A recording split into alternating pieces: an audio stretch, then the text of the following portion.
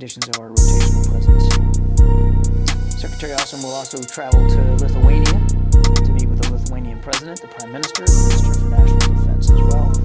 Again, to reaffirm that the United States stands with Lithuania and the Baltic states, working together to strengthen Lithuanian armed forces and to continue to stand shoulder to shoulder against threats and adversaries.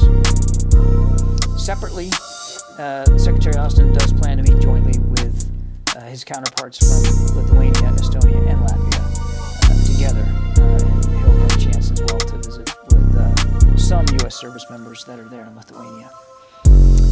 On another note, I'd like to announce that the Secretary has appointed Dr. Eric D. Evans to serve as the chair of... Okay, it's not here. I'm missing some sentences here. I'm gonna... we will announce this later after the briefing. I don't have all the text of it here. So with that, Bob, we'll take questions. Sorry about that. Improvising, huh? Let me see. Do you have it there? That's missing there too? All right. I apologize. Thanks, John. A question about the Russian buildup on the border area of Ukraine. Can you give a little bit more detailed description of the lay of the land there? Like in recent days, for example, have some of the ground units that were in larger assembly areas moved out closer to the border into what might be attack positions, other movements over the last 24 hours or so? Yeah, so what I'd say, Bob, is even over the last 24 to 48, over the course of the weekend, Mr. Putin has added military capability along that border with Ukraine and Belarus. He is exercising some of his units on the ground there in the south, as well as naval units in the Black Sea. So he continues to add to his readiness. He continues to give himself more options should he pursue a military path here. I'm not going to... I would like to refrain from getting into specific movements of their troops. I think that's probably not a wise thing for me to do with any great specificity.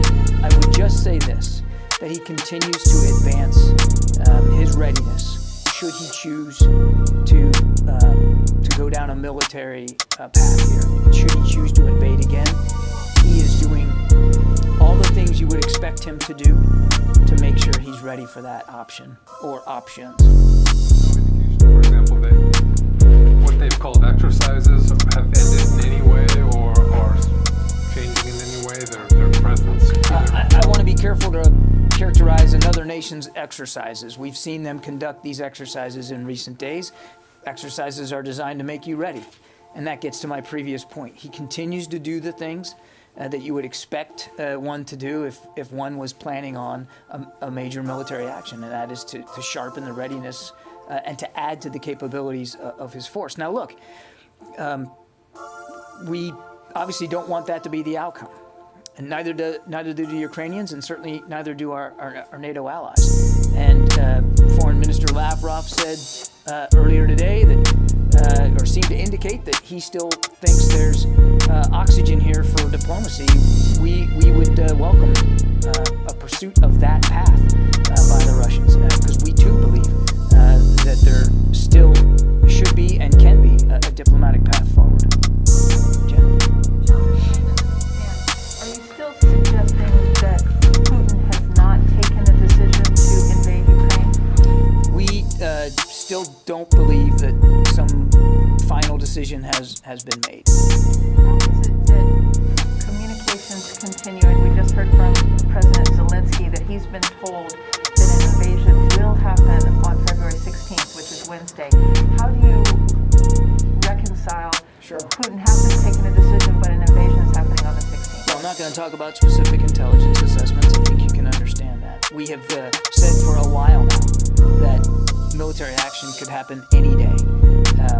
And you heard from the National Security Advisor making it clear that it certainly could happen before the end of the Olympics, maybe even this week. We have shared with our allies and partners, and that includes Ukraine, our assessment of the information that we've been receiving, and certainly have reflected in those conversations our deep concern about the continued capabilities that Mr. Putin has at his beck and call.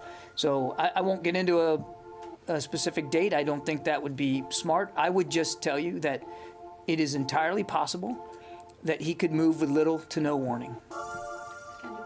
What will the U.S. response be at that time? The defense secretary is going to the NATO ministerial.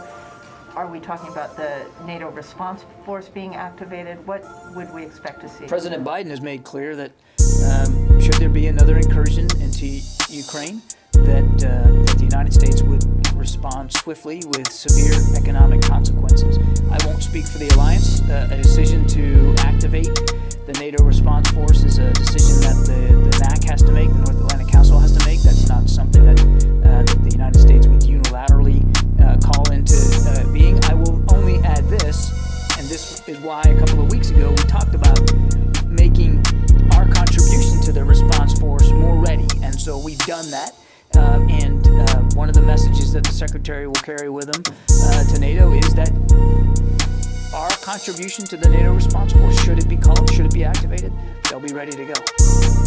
Your answer to Bob, you do not see evidence that his forces have moved into attack positions yet. I'm not going to talk about what specifically we're seeing on the ground when it comes to unit by unit. What I would tell you is that we continue to see him advance his readiness and improve his capabilities and provide himself more options should he decide to take military action in Ukraine.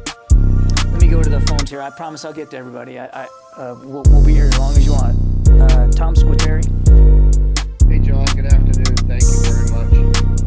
The U.S. Navy has yet to pinpoint the exact location and depth of that F-35 that was involved in an accident. By extension, hasn't been able to secure that area in the South China Sea. You've said several times from the podium that the F-35 is U.S. property, and you have no concern that other nations or entities will try to pilfer it. What gives you confidence that the Chinese will abide by international protocols regarding ownership and salvage, given they've ignored other international court rulings regarding the South China Sea? It's not about confidence that the Chinese will or won't do anything, Tom. It is our property. It is not uncommon for us to recover our property when it is lost at sea, and we are making every effort to do that in this case. And if it can be done, I'm confident that the United States Navy will be able to get it done. They're on site and they're working through this in real time. Yeah, Sophie. Thank you, John. The Russian Defense Minister, Shoigu, said this morning that they are going to end soon, or they are even ending some of their military exercise. So, since you say that they continue to reinforce their deployment, what does it mean? You don't take him at his word, or it's not relevant for this? I'm not challenging his word that he's ending exercises. That's not the point. The point is he continues to make ready for an increasingly large number of Russian troops along that border with Ukraine. The fact that I'm happy that they're speaking to their exercises. That's a welcome change for them to be transparent about what they're doing with exercises. They haven't been at all transparent about what they intend to do with this massive buildup. It strains credulity to think that they would have this many troops arrayed along the border with Ukraine and in Belarus simply for winter exercises. So we still think there's a diplomatic path. If they want to send a strong signal about de-escalation, they could, if in fact these troops are done their exercises, they could send them back to their home garrisons and reduce the presence along that border. That would go a long way. Yeah, Oren. John, officials have warned that a Russian invasion would be preceded by a series of sort of preparatory steps: information warfare, cyber attacks, instigation of protests in Ukraine, state media preparing the Russian population for casualties. Are you seeing that? And if so, how specific can you be about what you're seeing? It's a piece of the Russian playbook to lay down a foundation for these military action with cyber operations, information operations, even hybrid operations, as we saw back in 2014. You know, the little green men. These are, in fact, Russian soldiers that aren't dressed as Russian soldiers. We're on the. We are monitoring this closely. certainly on the lookout for the use of any of these kinds of tactics. I won't speak to specific assessments here today. I would just tell you that we're watching this very closely, and it's one of the reasons why, Orrin, that we've tried to be open over the last week and a half, 2 weeks, about the potential for these kinds of non-kinetic, if you will, that's a Pentagon phrase, I know, but non-kinetic tactics and procedures used by the Russians to begin to sow the seeds for potential armed conflict, to include creating some sort of pretext that the Ukrainians would react to that then they could claim was a threat to their national security. So I can't speak with specificity today that of anything that that is glaringly obvious, except to go back to what we said before about the things we have seen in the intelligence about their preparations for those kinds of non-kinetic, sort of low-intensity operations that they could use to their advantage. Broadly speaking, you can't say yes or no a foundation is being laid at this point? I think we've seen them certainly make it clear that they want to lay that foundation. I think I'd leave it at that. Yeah, Megan. If there is any sort of invasion this week, will that affect the Secretary's schedule at all while he's in Europe? The Secretary is leaving tomorrow morning for Brussels. And the plan is to stay for the entire time, no what? We'll have to see, obviously, how things play out. The Secretary's looking forward to his trip, looking forward to meeting with these leaders, looking forward to making clear our commitments to our NATO allies.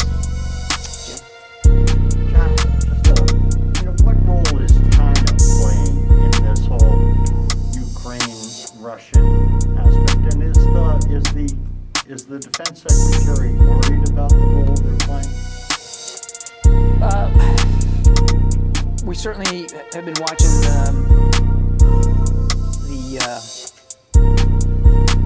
at least public burgeoning relationship here between Russia and China. Their February 4th joint statement certainly provided further evidence that China has decided that they're going to stand alongside Russia with respect to what's going on in Europe, and we would say that their tacit support, if you will, for Russia is deeply alarming, and frankly, even more destabilizing to the security situation in Europe. Nancy. I had a question for you about some of the comments the President made in his interview with Lester Holt. He said in that interview that he's, quote, not told about what commanders were observing on the ground in Afghanistan. And I'm just trying to get some fidelity on that, because it would seem to me that the Secretary and the Chairman are tasked with communicating to the President what troops on the ground are seeing. So could you help me understand what responsibility that the Secretary and the Chairman have for the President not getting essential information from commanders on the ground on the final days of the war? Nancy, what I would tell you is throughout the month of August, in fact, well before the month of August, there was a very robust, steady, frequent interagency process, decision-making process. I mean, we started thinking about and planning for non-combatant evacuation as far back as April, and we didn't do that in a vacuum. There was ample interagency discussions about that as far back as the spring and all through the summer. And the Chairman and the Secretary absolutely take very seriously their requirement to provide the Commander-in-Chief with their best advice about how to proceed forward, about how the situation is changing, and there were many opportunities for them to do that, both in terms of larger interagency meetings as well as private sessions that they have weekly with the President. And they've said as much in testimony. I would tell you, because I know what's prompting the question, and I would just tell you that the commanders at the tactical level absolutely were trying to make the best decisions they could in real time under incredibly difficult circumstances. And they were seeing things rightly through their prism in the moment there at the airport. There were other perspectives at a strategic level. And I would tell you that the president has a much bigger view, a larger perspective on what's going on than at the tactical level. And those discussions were happening here in Washington, D.C. And there was, certainly in the month of August, literally daily touches between the secretary and the chairman and leaders on the ground there at the airport. So the information flow was strong. But at no time did the National Security Council try to stop an evacuation or slow it down or gum up the works. The leaders on the ground certainly were working under incredible pressure and certainly, as they gave these interviews for this investigation, doing that honestly, not knowing that these documents were going to be made public, so they were very candid about what they were seeing. At the strategic level, there were different perspectives, interagency perspectives that were also factoring into the decision-making process. But there was no effort here in D.C. To slow down or stop the evacuation. Yes, and just to follow, can you tell us what the status is on evacuating the families from the August 29th hearing? That work still continues, Nancy. Obviously not at the speed with which we are satisfied, but we haven't lost focus. We haven't diminished our strong desire to get them to safety. I think it's days away, weeks away, months away. I'd be reticent to give you an estimate.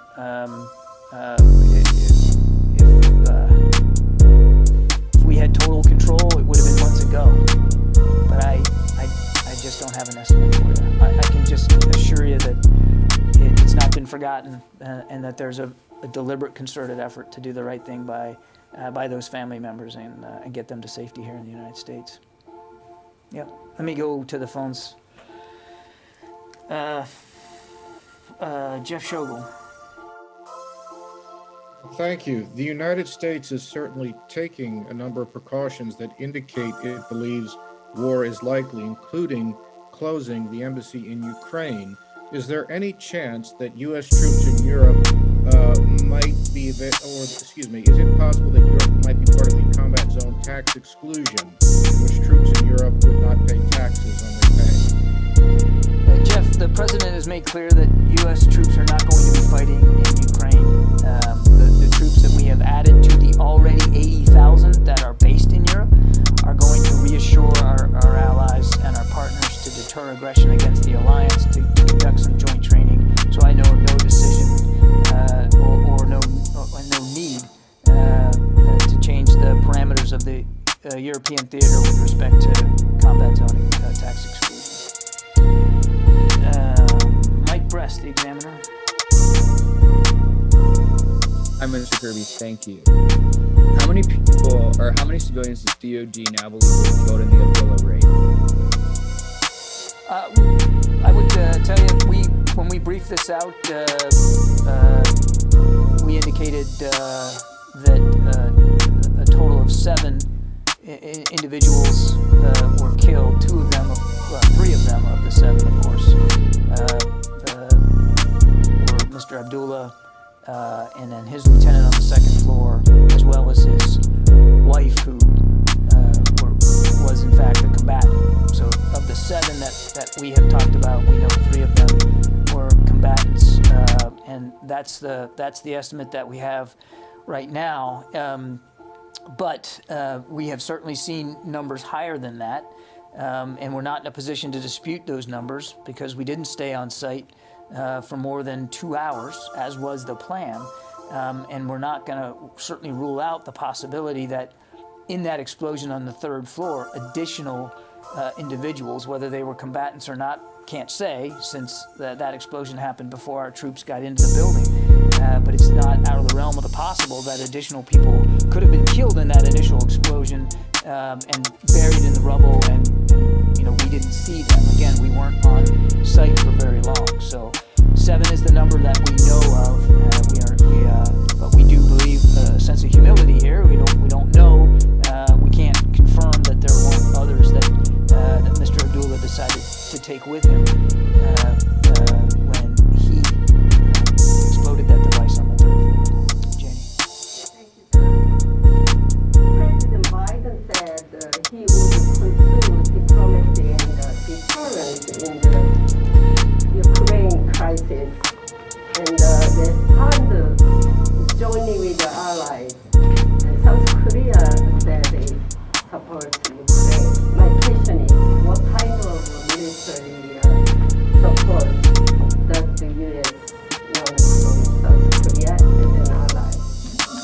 that is a question for the South Korean government to answer. Should they want to assist Ukraine in a tangible way?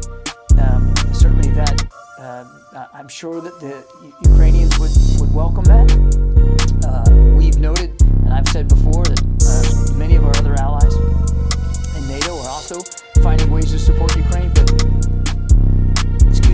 those are sovereign decisions that each nation state has to make for themselves, and I wouldn't get ahead of the South Korean government on this. Yeah. Yeah, anyway. Thanks, John. A couple short Ukraine follow-up sort of questions. Does DoD have any air defense trainers on the ground in Ukraine? No. Does DoD consider a Russian movement into the Donbass a new incursion? Yes. And can you elaborate on what Secretary Austin's thinking was for pulling the Florida National Guard trainers out of western Ukraine? We said it quite clearly in our statement. It was an abundance of caution. Again, given the mosaic of the information that we've been getting over the course of the last 48 hours, and the information we continue to receive even as early as today, it is obviously not the safest place for them to be. And so he ordered them taken out of the country over the weekend. Again, abundance of safety, abundance of caution here. I said, 2 weeks ago when you guys were asking me about this, if and when he believed the safety and security of those individuals was going to be at risk, he would make the decision to remove them, and he did that. Courtney. There's also a other U.S. military in the country, not just Marines at the embassy, but there's some special forces there. Can you say that as of now, all U.S. military forces that are deployed in Ukraine have been taken out or ordered out? I would tell you that there remains a small amount of U.S. military personnel in support of our diplomats, and they remain in the country. Is there anyone besides them? I'm just going to leave the answer as I said it. Cassim.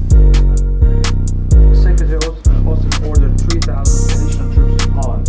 What triggered that decision? You already have deployed 1,700 troops a week ago to the country. What triggered that specific decision? We talked about this at the time. I mean, again, we continue to see a continued buildup of Russian military forces. We continue to consult with our allies, in this case in particular Poland, and it was deemed by both sides that this was a prudent measure, given what we were seeing on the ground, given what our intelligence was telling us, and given the potential need for additional capability in Poland. I would remind you that these 3,000 are still part of the 82nd Airborne. When we announced the first 1,700, I called them an element of, and I didn't rule out the fact that additional 82nd Airborne soldiers would go. The Secretary held them in reserve. He decided that now was the time to send them. We have seen the U.S. F-22s arrive in United Arab Emirates. How do you think these fighters help Emiratis dealing with the Houthi missiles? Is there a plan to kind of join offensive actions against These F-22s are going to join a range of joint coalition and allied partner combat air capabilities that are already based across the region. So they're additive to the air power that we have in the region. Jen? To a question that Jim asked, I'm a little confused by your answer. Do you have evidence that China gave its tacit support to Russia during that meeting on February 4th for an invasion of Ukraine? The statement itself reads, in our view, as tacit support. Yeah. Nobody else in the room? Yeah. Matt. I know you don't want to get into specific troop number estimates for the Russians. You're right, I don't. That's right. But you talked about more capabilities being brought in over the last 24 to 48 hours. Correct. Last week you talked about some of those capabilities being sustainment. Can you say anything more about what these capabilities are that are continuing to flow? Is it more the same or more offensive capabilities? Just broadly speaking, Matt, we've talked about the presidents as providing him combined arms capabilities, right? So it's infantry, it's armor, it's artillery, it's air and missile defense, as well as offensive air. I mean, he's got a lot of combat aircraft now at his ability. He's got significant naval power inside the Black Sea, and not lost on anyone that a good chunk of those ships, at least half a dozen of them, are LSTs. They're landing ships with one purpose, and that's to put troops ashore. He's got special operations capability. He's got cyber capability. He's got ISR capability. And over the past weeks and months, he's continued to add to that. So I don't know that I would go so glibly as to say, well, it's just more of the same. But in terms of the menu of options, he continues to add to that across the whole spectrum of military capabilities. And I think I'd probably just leave it at that. And but you also talked about sustainment, and we have definitely seen in recent weeks adding logistics and sustainment capability so that it's pretty clear that if he wants to, he's going to ensure that he can keep these troops in the field for longer periods of time. And that's everything from transportation to supply chains to medical support. So we continue to see that being added. Did that help? Yeah, Tony. Taken to make sure the entire 82nd Airborne's immediate response force now that you're sending to Poland, that they're staying away from any harm's way in case if there is an invasion. Would their location be pretty much central Poland and nowhere near the border? I'll let the commander talk about where he's going to put these troops, Tony. They're going to be sent over there for a range of potential contingencies. They're multi-mission capable, as you know, and as we've talked about, if one of the contingencies if one of the needs are to help with evacuation assistance on the Polish side of the border, as people come across that border, should they come across that border and need help, they'll be prepared to do that. And if that's going to be the mission that you're going to conduct, you're going to have to be somewhere near that border, right? But again, I won't get ahead of leaders on the ground and what they're doing. But I do want to just, I know we've said this before, it's worth repeating. There's no intention, there's no plan, and there's no approval to put these troops into Ukraine. They're being sent to Poland. They're going to stay in Poland. Plans, you've heard the saying, they could accidentally be drawn in. I mean, is there any? They're not going to be accidentally drawn into Ukraine. No. May I ask you, what's the level of intelligence sharing with Ukraine between the U.S. and Ukraine? You hinted at earlier that you're sharing broadly, but are you giving them a granular tactical intelligence? I would tell you that we have been very transparent with our Ukrainian partners about the intelligence assessments that we've been seeing and the things that we've been seeing in that environment. And I'm comfortable and confident that it has been of a sufficient level of detail to convince. Let's put it that way. Jeff Selden, VOA. John, thanks very much for doing this. Some questions on Russia and Ukraine. First, was the Pentagon aware that the Ukrainian president was going to post on Facebook today about Russia invading on Wednesday? And also, for weeks, you and others in the U.S. government have been sharing information about possible Russian false flag operations, how Russia could launch military action in Ukraine. Are there any indications that the warnings from your podium and others has done anything to change Russia's calculus? And if not, was it worth it? And finally, if I may, has the U.S. been asked by any allies or partners in Eastern Europe for help preparing for an influx of refugees as a result of anything Russia might do? Thanks. Okay, there's an awful lot there, Jeff. On Mr. Zelensky's Facebook posts, I don't know whether anybody here in the building was aware of that. Jeff, I certainly wasn't, but that doesn't really say anything. I don't even have a Facebook account, but I don't know, Jeff. I mean, I can take the question to see. I would, just point out that he's the president of Ukraine. He can post on Facebook what he wants and when he wants. He doesn't have to run that by anybody or seek approval from us. He's the leader of a sovereign state. So I'll check to see if we had any kind of heads up, but I would frankly be surprised if we did, and that's perfectly okay. On the false flag question, I mean, what I would just tell you is we continue to see indications indications in the intelligence that the Russians are exploring that option, and I think I'd just leave it at that. On refugees, the focus of the troops that are going over there, as I mentioned in my answer to, I think it was Matt, that multi-mission capable, certainly assistance with evacuation flow is something that they could do and could do quite well. And they're going to be working with Polish authorities on what that looks like and how they would handle that. I know of no other efforts inside, at least U.S. troops in Europe, to contribute to like operations should they be needed. But obviously, one of the great things about the U.S. military is that it's multi-mission capable, is that it's flexible. And as you heard the Secretary say when he was up here a couple of weeks ago, if that's something we're called on to do outside of Ukraine, we would certainly be able to contribute to that kind of mission. But your question, though, and pardon me for foot stomping again, but it's a good question. But it gets to an outcome here that doesn't have to be. There shouldn't be a need for evacuation assistance. There shouldn't be a need for people to have to flee their homeland because there shouldn't be any invasion of it. A sovereign state by another nation state next door, who clearly has shown aggressive tendencies here and an alarming buildup of military capabilities, and certainly has shown no sign yet of being willing to de-escalate or an unwillingness to take those capabilities off the table and to find a real diplomatic path forward. And I think it's important to remember, again, not that this really answers your question specifically, but should they conduct another major military action, real lives will be at risk. Ukrainian lives, to be sure, but also Russian lives. This will not be bloodless. This will not be easy.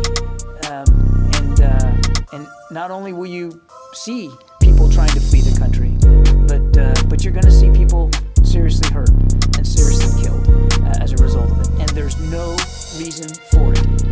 The Russians can de-escalate immediately. They could easily sit down and take seriously a diplomatic path forward and stop this now, so that there is no need for people to have to flee their homes, so that there are no casualties, there is no bloodshed.